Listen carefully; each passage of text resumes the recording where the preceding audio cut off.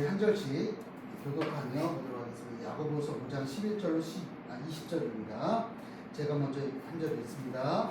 보라, 인내하는 자를 우리가 복되다 하나니 너희가 욥의 인내를 들었고 주께서 주신 결말을 보았거니와 주는 가장 자비하시고 긍휼히 여기시는 이시니라. 내 형제들아, 하나보다 좋은 내 자신이 하늘보다 땅보다 다른 곳에 가도 맹세하지 말고 오직 너희가 그렇다고 생각하는 것은 아니라는 것은 아니라여 죄정함을 면하라. 너희 중에 고난당하는 자가 있느냐? 그는 기도할 것이요 즐거워하는 자가 있느냐? 그는 찬송할지니라. 너희 중에 병든 자가 있느냐? 그는 그는 그의 교회에 장로들을 청할 청할 것이요 것이요 그들은 그는 주의 주의 기도를 기도를 받으며 받으며 위하여 기도할지니라. 기도할지니라. 믿음의 기도는 병든 자를 구원하리니 주께서 그를 일으키시리라. 혹시 죄를 범하였을지라도 사하심을 받으리라. 그러므로 너희 죄를 서로 고백하며 병이 낫기를 위하여 서로 기도하라. 의의 의의 간구는 간구는 역사하시는 역사님이 마음이 금이니라. 엘리야는 우리와 성적이 같은 사람이로되 그가 비 오지 않기를 간절히 기도한즉 3년 6개월 동안 땅에 비가 오지 아니하고 다시 기도하여 한데 하늘이 비를 주고 땅이 열매를 내어주니라. 내 형제들아 너희 중에 미혹되어 진리를 떠난 자를 누가 돌아서게 하며 너희가 알 것은 죄 있는 미혹된 길에서 돌아서게 하는 자가 그의 영혼을 사망에서 구원할 허단죄를 것이니라. 하나님 여러분, 우리가 지난주에 야고보서 1장 1절에서 10절까지 말씀을 통해서 이 불의함의 이 가운데 고통당하는 성도들에게 주님께서 반드시 오신다는 소망으로 길이 참으라는 말씀을 우리가 함께 나누었습니다. 오늘 그 뒤를 이어 11절로 20절까지 야고보서는요 마지막 단락을 우리가 함께 좀 읽으려고 합니다. 오늘 본문을 얼핏 보면 여러 가지 주제가 막 흩어져 있는 것 같아요. 그래서 뭐 인내도 하고 맹세도 있고 병자를 위한 기도도 있고요. 또 어때요? 엘리야의 기도도 있고 그리고 방황하는 형제들을 돌이키는 일까지 여러 가지가 있습니다. 참 되게 복잡할 것 같아요. 그러나 이 모든 것을 하나로 묶는 실이 있습니다. 그것은 바로 하나님의 성품, 곧 하나님의 자비와 긍휼, 그리고 그 하나님을 신뢰하며 살아가는 공동체의 모습을 우리에게 보여주고 있는 겁니다. 야고보는요 마지막까지 우리에게 묻습니다. 당신은 어떤 하나님을 믿고 있습니까? 당신에게 하나님은 어떤 분이십니까? 이것을 질문하고 있는 거예요. 먼저 우리가 찾아볼 것은 첫 번째 욥의 인내를 한번 좀 보겠습니다. 욥의 인내, 자비하신 주님을 보고 있다는 거예요. 우리 11절 말씀 같이 한번 읽겠습니다. 시작. 보라, 인내하는 자를 우리가 복되다 하나니 너희가 욥의 인내를 들었고 주께서 주신 결말을 보았거니와 주는 가장 자비하시고 긍휼히 여기시는 자십니다. 여러분, 우리가 앞서서 이 10절에서는 선지자들을 인내의 본으로 제시를 하셨어요. 선지자들의 그 참고 참는 인내의 본.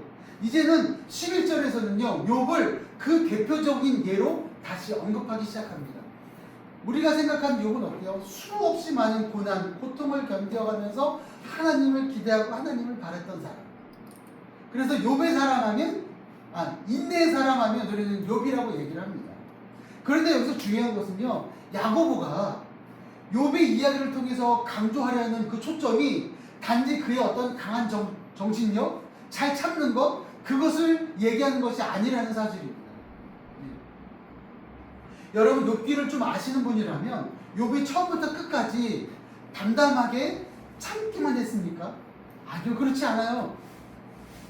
그는 하나님 앞에 격렬하게 항의도 했습니다. 하나님 왜 그렇습니까? 자신의 억울함을 토로하기도 했어요. 때로는 자신의 태어난 날을 저주하기까지 했습니다. 그게 이 욥의 모습이에요. 그런데 야고보는 그의 인내를 본으로 세웠다는 거예요. 우리 11절에 보면 보라, 인내하는 자를 우리가 복되다 하나니 너희가 욥의 인내를 들었고 주께서 주신 결말을 보았거니와. 여러분 욥의 결말이 어땠을까요? 그의 모든 재산이 다 없어졌습니다. 그의 모든 자녀들이 다 죽었어요. 자기 몸에 욕창이 들어서 깨진 기와짝으로 자기 몸을 벅벅 긁으면서 그가 하루하루를 지내고 있는 욥이에요. 하나님은요 욥을 그 대에 의인이라고 했어요. 의인이라는 말은 그 시대에 욥만큼 하나님께서 보시기에 의롭고 정직한 사람이 없었다는 거예요. 그런데 욥에게 그런 시련이 찾아왔습니다. 그런데 욥이 그 시련을 견뎌내고 그 결말이 이 결말이라는 단어, 이 헬라어를 직접 직역을 하면 이런 표현이에요. 주의 목적, 주의 마침이라는 뜻이에요. 이 결말이라는 것이. 욥기 42장에서 하나님의 욥의 모든 고난 후에 갑절의 복을 회복시켜 주셨어요. 갑절의 복으로 회복시켜 주셨어요. 그리고 이 절의 마지막에 나오는 이 표현이 오늘 본문의 핵심입니다. 가장 자비하시고 긍휼히 여기시는 이시다. 여러분, 이것이 무엇이냐면 이게 되게 어려워요. 왜 어렵냐면 우리가 이걸 겪어보지 못했기 때문에. 가장 자비하시고 긍휼히 여기시는 이 표현이 이 헬라어 원문을 직역을 하면 이런 표현이에요. 창자가 뒤틀릴 만큼 깊은 긍휼을 뜻하는 거예요. 여러분, 긍휼은 뭐예요? 불쌍히 여기는 마음이에요. 그런데 하나님이 이 가장 자비하시고 긍휼히 여기시는 게 어떻다고요? 우리들의 창자가 뒤틀릴 만큼 깊은 긍휼을 베푸셨다는 거예요. 여러분, 가끔씩 어르신들하고 얘기하다 보면 이런 말씀들을 많이 해요. 우리 자식들을 보면 정말 참을 수 없을 정도로 속상하고 속이 썩어 문드러진다라는 표현 혹시 들어보신 적 있으세요? 여러분들이 그런 표현 하신 적 있으세요? 정말 이 속이 썩어 문드러진다는 표현을 하잖아요. 그래서 참고 참았다는 거예요. 그런데 이 창자가 뒤틀릴 만큼 깊은 긍휼은요, 이 속이 썩어 문드러지는 거를 넘어서 갈기 찢어지는 고통을 참고 있었다. 하나님의 이 긍휼은요 바로 그렇다는 거예요. 주는 가장 자비하시고 긍휼히 여기시는 그 창자가 갈기 찢어지는 고통을 느끼면서까지도 우리를 불쌍히 여기시는 그 마음으로 우리를 지키시는 분이 바로 주님이시라는 거예요. 야고보가요 욥에게 배우라고 하는 것, 그 인내의 핵심은요, 욥이 아주 완벽하게 침착했다는 사실이 아니에요. 침착한 것이 아니었어요. 그가 아무리 하나님께 항변하면서도 하나님 앞에 끝까지 자기 불만을 얘기하면서도 그는 끝까지 하나님을 붙들었다는 거예요. 하나님 주신 복이 하루아침에 다 날아갔습니다. 하나님 주신 자녀가 다 죽었습니다. 이러실 수 있어요? 라고 얘기하지만 욥은 하나님을 끝까지 붙들었다. 난 그런 하나님 믿지 못하겠습니다. 난 하나님 떠나겠습니다. 그 모습이 아니라 그럴지라도 나는 하나님을 붙잡겠습니다. 이것을 야고보가 얘기하고 결국 하나님이 그의 고난 너머에서 얼마나 자비롭고 긍휼히 여기시는 분이신지를 보게 하셨다는 거예요. 인내라는 것은요, 감정을 억누르고 참는 기술이 아니에요. 우리가 인내, 저 사람은 참 인내를 잘해. 이것은요, 잘 참는 것이 아니에요. 참는 것이 아니라 진짜 인내는요, 끝까지 하나님을 향한 신뢰를, 하나님을 향한 믿음을 놓지 않는 거예요.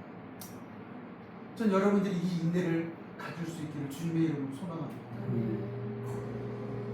욥기요 1장 21절에 욥기 1장 21절에 이렇게 고백했어요. 주신 이도 여호와시요 거두신 이도 여호와시니 여호와 이름이 찬송을 받으실지니이다. 여러분, 내 자식이 죽었어요. 다 죽었어요. 내 재산이 하루아침에 다 날아갔어요. 내 몸이 욕창이 들었어요. 그런데 욥이 어떻게 고백했다는 거예요? 주신 이도 하나님이시고. 제가 한번 이 말씀을 준비하면서 상상을 해봤어요. 욥이 이 모습이 어떠했을까? 되게 절망적이고 진짜 저쪽 구석에 앉아서 깨진 벽돌로 자기 몸을 긁으면서 주신 이도 하나님이신데 취하신 이도 하나님이십니다. 계속 긁으면서 얘기할 거 아니에요. 그런데 나는 그 하나님의 이름을 계속 찬송하겠습니다. 왜? 하나님은 나의 찬송을 받으실 하나님이시기 때문입니다. 욥의 모습이 바로 이거였다.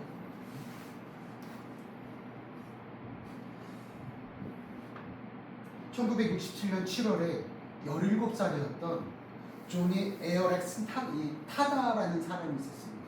이름이 좀 길죠. 이 에어렉슨 타다가요, 체스피크만에서 다이빙 사고를 당해서 목 아래 전신이 다 마비가 됐습니다. 사고 이후에 그녀는요, 극심한 절망과 우울감, 그리고 심지어 죽고 싶다는 생각에 계속해서 시달렸다고 그가 고백을 합니다. 그러나 오랜 시간이 지난 지금도 그녀는 휠체어에 앉은 채로 화가로, 또 작가로, 그리고 장애인 사역 단체인 조니와 친구들의 설립자로 살아가면서 수많은 사람들에게 신앙의 본이 되고 있다고 합니다. 근데 그녀가요, 육체의 치료를 위해서 아주 오랫동안 기도했어요. 근데 여전히 휠체어에서 생활을 하고 있습니다. 그럼에도 그녀는요, 하나님이 자신의 고난을 낭비하지 않으셨고, 오히려 그 고난을 통해서 하나님의 주권과 하나님의 자비를 그 누구보다도 깊이 알게 되었다고 그녀가 고백을 합니다. 58년이 넘는 이 세월 동안 이어진 그녀의 인내는요, 고통이 사라지기 때문이 아닙니다. 고통 속에서도 자비하신 하나님을 계속해서 바라보았기 때문에 그것이 가능했던 것입니다. 여러분, 고난 가운데 있습니까? 고통 가운데 있습니까? 때로는 남들에게 말하지 못하는 그런 아픔이 여러분 가운데 있습니다. 그것 때문에 여러분, 우리가 좌절하고 넘어지는 것이 아니라 그 가운데 하나님을 바라보며 붙잡고 나아가는 우리가 될 수 있기를 주님의 이름으로 축복합니다. 또한 두 번째로 우리가 보아야 할 것은 맹세보다 진실한 말 한마디라는 것. 12절에서 야고보는요, 갑자기 화제를 확 바꾸는 것처럼 보입니다.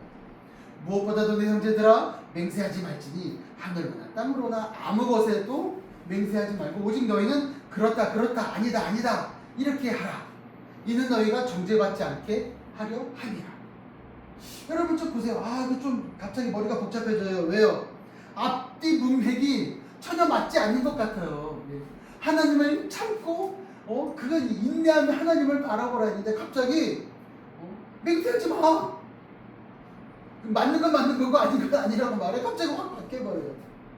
고난 중에 있는 사람은 종종 자신의 이 상황을 모면하기 위해서 어떻게든 통제하고 싶은 유혹을 받아요. 그렇지 않아요? 근데 고난 가운데 있어요. 내 삶에 문제가 있어요. 그럼 어떻게든지 이것을 통제하고 벗어나려고 하고 싶은 유혹이 있습니다. 그 유혹 중 하나가 어떤 것이냐면 말로 상황을 부풀리거나 확신이 없는 일을 맹세로 단정짓는 거예요. 예수님도 마태복음 5장에서 동일하게 말씀하셨습니다. 하늘로나 땅으로나 예루살렘으로도 심지어 자기 머리로도 맹세하지 말라. 이렇게 말씀해 주셨어요. 맹세하다라는 말이요, 고대 사회에서 이 사람들은 말의 신뢰도를 높이기 위해서 신이나 성전, 하늘과 땅 같은 대상을 걸고 맹세하는 습관이 있었어요. 내가 신 앞에 맹세하는데, 내가 예루살렘 성전을 향해서 맹세하는데, 내가 하늘을 향해서 맹세하는데, 내가 이 땅을 두고 맹세하는데, 이렇단 말이야. 이렇게 얘기를 했다는 거예요. 신뢰도를 높이기 위해서. 내가 하는 말이 진짜 맞아. 이것을 확신시키기 위해서. 근데 야고보는요, 오직 나이 우우, 이것이 무슨 말이냐면 맞습니다 아니요 아니요라는 예 아니요라는 단순하고 반복적인 표현을 씁니다. 여러분, 이것은요 화려한 수식이나 대상을 표현하는 것이 아니라 그대로 정직한 말 한마디로 충분하다는 거예요. 뭔가 포장하지 말라는 거예요. 포장하면 오히려 그것이 나에게 유익이 아니라 나중에 그것이 정죄 대상으로 나에게 다가올 수 있다는 거예요. 결국 이 말씀이 우리에게 주는 교훈은 너무나 간단합니다. 너희들이 고난 중에 있느냐? 고난 중에도 우리의 말은 오직 하나님 앞에서 정직해야 한다. 여러분, 하나님 앞에서 정직하게 되기를 축복합니다. 우리가 하나님의 자비를 믿고 인내한다면 굳이 상황을 조작하려고 하지 마십시오. 내가 되게 어려워요. 어려워 인정하십시오. 나에게 소망이 없어요. 소망이 없는 거 인정하십시오. 그러나 우리의 소망은 오직 하나님께 있다는 것만 꼭 기억하시길 바랍니다. 과장된 맹세로 스스로를 정당히 할 필요가 없어요. 아이들을 보면 그런 모습들이 참 많아요. 가르쳐주지 않아요. 무언가 잘못하고 실수를 해요. 약속을 지키지 않아요. 그러면 그 아이들이 그 어떤 이야기를 하면 아이들은 어떻게 말합니까? 온갖 여러 가지 핑계를 대기 시작해요. 이유를 대기 시작해요. 그래서 자기의 행동이 정당함을 계속해서 인정받고 싶어 해요. 우리가 쉽게 말하면 어떻게 해요? 이 컵이 있는데 물을 마시고 내가 실수로 놓쳐서 깨뜨렸어. 컵 깨졌네? 그럼 대부분 우리는 어떻게 돼요? 컵이 좀 너무 미끄러워. 깨졌는데 그럼 깨졌어요. 우리 이거 빨리 치워야 될 것 같아요. 이 말이면 끝나는데 우리는 왠지 컵에 이렇게 미끄럽지? 내 손이 이렇게 갑자기 왜 힘이 빠지지? 온갖 여러 가지 말로 막 포장을 하기 시작해요. 그래서 그것이 괜찮다. 나의 이 모습이 괜찮다. 포장을 한다는 거죠. 그러나 그것이 결코 정당화되지 않습니다. 하나님 앞에 우리는 정직해야 된다. 세 번째로 우리는 기도하는 공동체예요. 고난과 병 앞에서 우리는 기도하는 공동체입니다. 13절에서 16절까지 이 야고보는요, 공동체가 삶의 모든 자리에 어떻게 반응해야 하는지를 아주 구체적으로 가르쳐주고 있어요. 너희 중에 고난당하는 자가 있느냐? 그는 기도할 것이요. 즐거워하는 자가 있느냐? 그는 찬송할지니라. 여러분, 고난 중에도 즐거움 중에도 우리의 반응은요, 언제나 하나님을 향해야 한다. 고난 당하는 것. 이 문자적으로 보면요, 나쁜 것을 겪다라는 뜻을 가지고 있어요. 고난은요, 나쁜 것을 겪다라는 뜻이에요. 즐거워하는 것은요, 좋은 마음 상태를 가지고 있어요. 그래서 야고보는 인생의 두 극단을 설명하죠. 첫 번째가 고난을 당하는 것, 나쁜 것을 겪는 것, 또 즐거워하는 것, 이 두 가지를 다 이야기합니다. 고통과 기쁨 모두를 다 다루는 언어를 나란히 배치합니다. 그 이유가 뭐예요?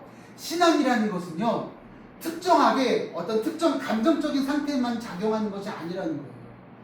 신앙은요, 우리 삶의 전 영역에서 하나님과 동행하는 것을 보여주고 있는 거예요. 그래서 때로는 우리가 고난을 당할 때 이 성도들이 가장 많이 하는 표현이 뭐예요? 하나님이 나에게 벌을 주셨어. 하나님이 나를 싫어하시나 봐. 여러분, 이런 생각이 예상외로 많은 분들이 가지고 있어요. 근데 즐거우면, 좋은 일 있으면 하나님이 나에게 복을 주셨지만 고난은 하나님이 나를 버리셨어. 나를 기억지 않으시나 봐. 이런 생각으로 살아갈 수 있다. 그러나 야고보는 그것을 다시 한번 우리에게 깨워주고 있습니다. 어떻게 해요? 고난 중에도 하나님은 우리와 함께 하시고 즐거움 중에도 우리와 함께 하신다. 14절과 15절은 병든 자를 위한 아주 구체적인 지침을 말씀해주고 있습니다. 너희 중에 병든 자가 있느냐? 그는 교회의 장로들을 청할 것이요, 그들은 주의 이름으로 기름을 바르며 그를 위하여 기도할지니라. 믿음의 기도는 병든 자를 구원하리니 주께서 그를 일으키시리라. 혹시 죄를 범하였을지라도 사하심을 받으리라 말씀해주고 있습니다. 여기서 기름을 바른다는 것은 단순히 미신적인 행위가 아닙니다. 당시 의학적 처치예요. 동시에 그 사람을 향한 공동체의 실제적인 돌봄을 표현하고 있는 거예요. 하나님을 향한 신뢰를 상징하는 행위입니다. 우리 가운데 연약한 자가 있습니까? 병든 자가 있습니까? 나 몰라라는 것이 아니에요. 그를 위해서 우리가 함께 기도하며 나아가는 거예요. 아까 제가 기도할 때 잠깐 기도했지만 우리 항상 저 자리에서 저 자리에서 항상 예배를 드린 시온이가 갑자기 장염이 왔어요. 그래서 뭐 설사하고 토하고 이제 그런 상황이 병원에 가서 지금 뭐 진료를 기다리고 있는 상황입니다.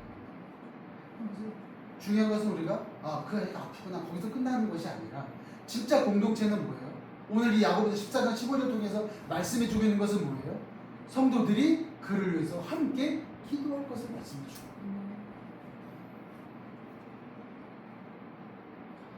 여기서 구원하다라고 이 번역된 말은 신약 성경에서 영적인 구원과 육체적 자유를 모두 가리키는 것을 말씀해 주고 있어요. 사용하는 단어입니다. 야고보는 이 중의적인 단어를 통해서 우리의 몸과 우리의 영혼이 결코 분리되는 것이 아니라 하나님이 전 인격적으로 돌보시는 분이심을 다시 한번 보여주고 있습니다. 우리의 영혼을 구원하셔서 지옥 갈 수밖에 없는 우리를 천국 백성 되게 하셨고 또한 우리의 육체를 우리가 함께 기도할 때 하나님은 우리를 고쳐 주시고 회복시켜 주신다는 거예요. 아까 그 여인에 대해서 이야기했지만 그가 휠체어에 평생 앉아 있을지라도 하나님은 결코 그를 버리지 아니하시고 그의 그 상황을 통해서 하나님의 또 다른 거룩한 일들의 역사를 이루어 가신다. 이것을 우리에게 말씀해 주고 있습니다. 이 마가복음 6장 13절 보면 12제자가 많은 형제, 이 많은 비병자들에게 기름을 발라가며 고쳤습니다. 기름을 바른다는 것은 진짜 어떤 기름을 바르는 것이 아니라 그들을 위해서 진짜 실제로 기름을 바르기도 했지만 약을 또 주기도 하면서 함께 그들을 위해서 기도했다는 거예요. 요한일서 5장 14절까지 15절 말씀을 보면 그의 뜻대로 무엇을 구하면 들으시는 줄 우리가 아느니라. 하나님의 뜻대로 무엇을 구하면 하나님이 그 기도를 들으시는 줄 알고 계시다는 거예요. 여러분 잘 아는 19세기 영국에 아주 유명한 한 사람이 있습니다. 조지 뮬러라는 사람이에요. 5만 번의 기도 응답을 받은 조지 뮬러라는 책도 있죠. 그 당시에 조지 뮬러가요 가지고 있는 돈이 딱 두 실링이었다는 거예요. 두 실링이 지금 현재 우리나라 돈으로 계산을 해보니까 몇백 원밖에 없었다는 거예요. 내 수중에 지금 몇백 원밖에 없습니다. 근데 그런 상태에서 조지 뮬러가 고아원 사역을 시작했어요. 부모들이 없는 아이들을 데려다가 키우기 시작했어요. 그는 어떤 사람에게 후원을 요청하지 않았어요. 오직 기도만 하나님께 필요를 아뢰기로 결심했어요. 그의 일생 동안 이 브리스톨 고아원을 거쳐간 아이들이요 10,000명이 넘는다고 합니다. 그가 기도로 받은 후원금은요 오늘날 가치로 환산해 보니까 수백억에 달했다고 해요. 그의 자서전에는 이런 일화가 반복해서 기록되어 있습니다. 어느 날 아침 아이들 300명이 식탁에 앉았는데 빵도 우유도 없었습니다. 뮬러는 아이들과 함께 식탁에 앉아서 하나님께 감사의 기도를 드렸습니다. 기도가 끝나기 전에 문을 두드리는 소리가 들렸다는 거예요. 계십니까? 근데 한 제빵사가 그 문 앞에 서 있는 거예요. 새벽에 문득 마음이 움직였다는 거예요. 빵을 구워서 가져왔다고. 내가 새벽에 이제 빵을 만드는 거예요. 제빵사들 새벽서부터 준비하잖아요. 빵을 막 만드는 거예요. 갑자기 마음이 동하기 시작하는 거예요. 아, 브리스톨 고아원에 이 빵을 갖다 주고 싶다는 마음이 생겼다는 거예요. 그래서 그 빵을 가지고 왔어요. 뒤이어서 우유마차가 고장이 나서 상하게 생겼다는 거예요. 상하기 전에 아이들에게 나눠주고 가겠다고 우유 배달부가 찾아왔다고 합니다. 여러분 뮬러는 평생 이런 방식의 기도응답을 5만 번을 받았다는 거예요. 그의 삶은 야고보서 5장 16절의 말씀 곧 의인의 간구가 역사하는 힘이 크다는 그 말씀을 그대로 보여주는 살아있는 증거입니다. 근데 여러분 조지 뮬러만 그런 게 아니라 우리 함께 세워가는 이 교회도 하나님이 그렇게 지금도 이끌고 계세요. 저희가 이 교회를 처음에 시작했을 때 아무것도 없이 시작했습니다. 하나님 이 장소가 중요할 테니까 이곳에서 예배를 시작하겠습니다. 그렇게 마음 먹고 기도하기 시작했더니 하나님이 어떤 분의 마음을 움직여 주셔서 의자를 12개를 후원받았어요. 아 너무 감사한 거예요. 또 기도했어요. 첫 예배 드리고 났는데 그 다음 주 어떤 한 청년이 전화가 와서 목사님 잠깐 뵐 수 있을까요? 그래 언제든 가요. 예배 전에 잠깐 드린다고. 와서 제가 이 함께 지어가는 교회에 첫 예배를 드리는데 너무 마음이 좀 그랬다는 거예요. 왜? 그랬더니 앞에 모니터가 없으니까 되게 많이 불편했대요. 악보를 종이로 보니까 불편했다는 거예요. 그래? 그럴 수 있지 뭐. 그런데 마음에 하나님이 감동을 줬대요. 제가 1년에 한 번씩 꼭 하나님 앞에 드리는 게 있는데 하나님 이번에는 목사님 교회에 TV를 하나 섬기고 싶어요. 그래? 그럼 하나님 주의 마음이면 감사히 받을게. 하나님이요. 기도했더니 하나하나 채워져 주시더라고요. 여러분, 조지 뮬러가 5만 번의 기도 응답을 받았어요. 우리 함께 지어가는 교회가 5만 한 번에 좀 기도 응답을 받는, 이왕이면 조지 뮬러가 5만 번 받았으면 좀 우리가 욕심이 있어야 될 것 같아요. 하나님, 조지 뮬러는 5만 번인데 우리 함께 지어가는 교회는 5만 한 번 이상의 기도 응답을 받는 교회가 되게 주시옵소서. 제가 말씀을 준비하면서 그렇게 기도했어요. 우리 성도님들이 함께 이렇게 지어가는 그런 거룩한 은혜를 날마다 경험할 수 있기를 축복합니다. 네 번째는요, 엘리야처럼 기도하는 믿음이 우리에게 있어야 한다는 거예요. 야고보는 이제 의인의 기도가 얼마나 강력한지를 아주 구체적인 인물 엘리야를 통해서 제시합니다. 엘리야는 우리와 성정이 같은 사람이로되 그가 비가 오지 않기를 간절히 기도한 후 3년 6개월 동안 땅에 비가 오지 않냐. 같이 기도한 즉 하늘에 비를 주고 땅이 그 열매를 맺었느니라 말씀해 주고 있습니다. 여기 보면 우리와 성정이 같은 이 말은요, 사도행전 14장에서 바울과 바나바가 자신들을 신들로 떠받드는 이 루스드라 이 사람들에게 우리는 너희와 같은 사람들이다. 우리는 너희와 같은 성정을 가진 사람이다. 이렇게 한편할 때 쓰이는 단어가 똑같은 단어예요. 야고보가 굳이 이 단어를 쓴 이유는요, 아주 분명해요. 엘리야는요, 굉장히 특별한 사람이 아니라는 거예요. 엘리야는요, 초인이 아니라는 거예요. 우리가 똑같은 사람이라는 거예요. 그는 두려움이 있었어요. 우리가 똑같이 두려움이 있어요. 그래서 여러분, 열왕기상 19장에 보면 그가 두려워서 로뎀나무 아래 주저앉아서 하나님 앞에 죽기를 구했던 사람이 엘리야예요. 그렇게 되게 마음이 열렸던 사람이에요. 하나님, 내가 이렇게 많은 일들을 했는데 너무 힘들어요. 하나님, 저 죽고 싶어요. 이렇게 엘리야가 그랬었다니까요. 그랬던 사람이에요. 그런데도 그의 기도에 하나님이 반응하셨다는 거예요. 이건 기도의 능력이 기도하는 사람의 위대함이 아니라 그 기도를 들으시는 하나님의 위대함에서 나온다는 것을 분명히 보여주고 있어요. 여러분, 기도하는 사람이 위대한 겁니까? 그 기도를 들으시는 하나님이 위대하신 거예요. 갑자기 헷갈리세요? 엘리야도 우리와 같은 사람이에요. 사도 바울도 바나바도 우리와 똑같은 사람이에요. 근데 기도했더니 하나님이 역사하셨다. 여러분, 우리도 마찬가지예요. 우리가 하나님 앞에 우리 전심을 다해서 생명을 다해서 기도할 때 하나님이 움직이십니다. 하나님이 응답하시고 하나님이 일하시는 거예요. 물속에 빠진 사람이 살려주세요. 살려주세요. 이러면 다른 사람이 들을 수 있어요? 못 들어요. 그런데 정말 너무 급한 살려주세요, 살려주세요 막 소리 지르는 거예요.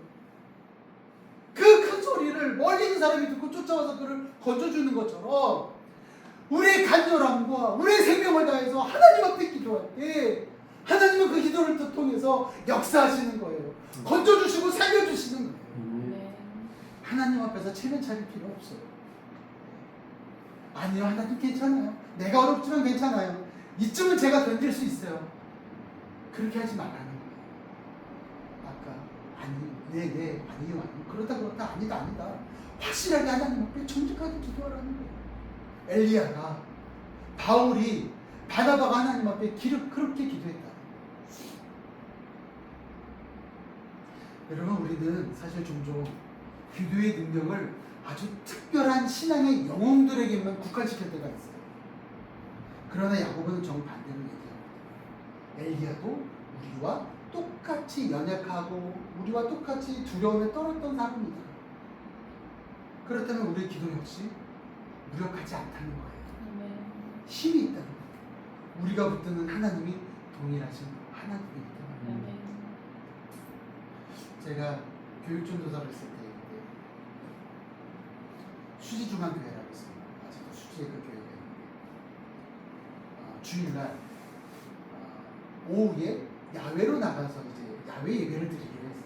그래서 오전 예배를 마치고 아이들이 다 이제 집에 갔다가 교회에서 점심 먹는 아이들이 먹고 딱 점심을 딱 먹고 딱 숟가락을 내려놨는데 하늘에서 갑자기 비가 똑똑똑 떨어지기 시작합니다. 그러니까 교사들하고 다 회의를 했어요. 비가 온다. 어떻게 될까? 그랬더니 이미 교사들이 의자, 분담 의자를 다 치웠어요. 다 뒤로 밀었어요. 여기서 하면 되지 않을까요? 아이들이 왔어요. 아이들이 와서 막 공도 들고 오고 막 난리가 났어요. 선생님 우리 언제 나가요? 언제 나가요? 아 신이 났어요. 언제 나가요? 잠깐만 기다려봐. 지금 밖에 비가 온다. 그랬더니 아이들이 비 와도 갈 수 있어요? 막 신났어요. 근데 교사들은 걱정이 됩니다. 왜요? 아이들이 비 맞고 막 밖에 있다 보면 감기 걸릴 수도 있어요. 그래서 회의를 했어요. 근데 너무 회의를 하면서 어떤 생각이 드냐면 하나님은 우리의 기도를 들으시는 하나님인데 아이들이 그러는 거예요. 조사님 우리 기도해요. 한 60명 되는 아이들이 조사님 우리 기도해요. 기도하면 나갈 수 있어요.